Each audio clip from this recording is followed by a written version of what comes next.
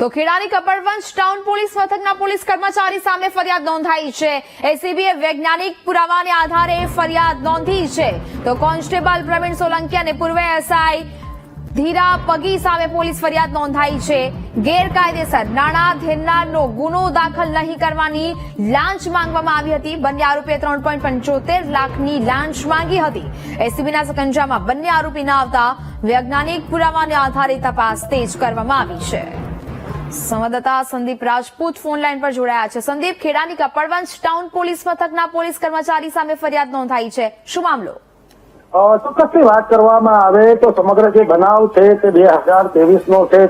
તત્કાલીન સમયે Kapadvanj town police મથકમાં ફરજ બજાવતા જે પ્રવીણસિંહ સોલંકી નામના જે પોલીસ કોન્સ્ટેબલ છે અને જે રિટાયર્ડ થઈ ગયેલા એએસઆઈ છે, આ બંને દ્વારા તત્કાલીન સમયે જે ધીરધાર નાણાકીય ધીરધારની મામલો છે તેમાં 2 ફરિયાદ દાખલ કરવામાં આવી હતી અને અન્ય જે અરજીઓ આવી હતી તે અરજીઓના આધારે ફરિયાદ નહીં દાખલ કરવા માટે જે ફરિયાદી છે તેની પાસેથી લાંચની માગણી કરવામાં આવી હતી। કુલ 10 લાખ રૂપિયાની લાંચની માગણી કરવામાં આવી હતી। જોકે અંતે 3,75,000 આ લાંચ આપવાનું નક્કી થયું હતું અને તત્કાલીન સમયે ફરિયાદી આ લાંચ આપવા ન માંગતા હોવાને લઈને તેમના દ્વારા નડિયાદ એસીબી નો સંપર્ક કરવામાં આવ્યો હતો, પરંતુ લાંચનું ફટકું ગોઠવવામાં આવ્યું હતું। આ દરમિયાન બંને જે પોલીસ કર્મી છે તે ગેરહાજર રહેતા જે નિષ્ફળ ગયું હતું આ ફટકું, પરંતુ જે વૈજ્ઞાનિક અને સંયોજિત જે પુરાવા હતા એના આધારે એસીબી દ્વારા આગળની કાર્યવાહી હાથ ધરવામાં આવી હતી। અત્યારની જો વાત કરવામાં આવે તો અત્યારે એસીબી દ્વારા જે બંને વિરુદ્ધ ગુનો દાખલ કરી કાયદેસરની કાર્યવાહી હાથ ધરવામાં આવી છે, જેની અંદર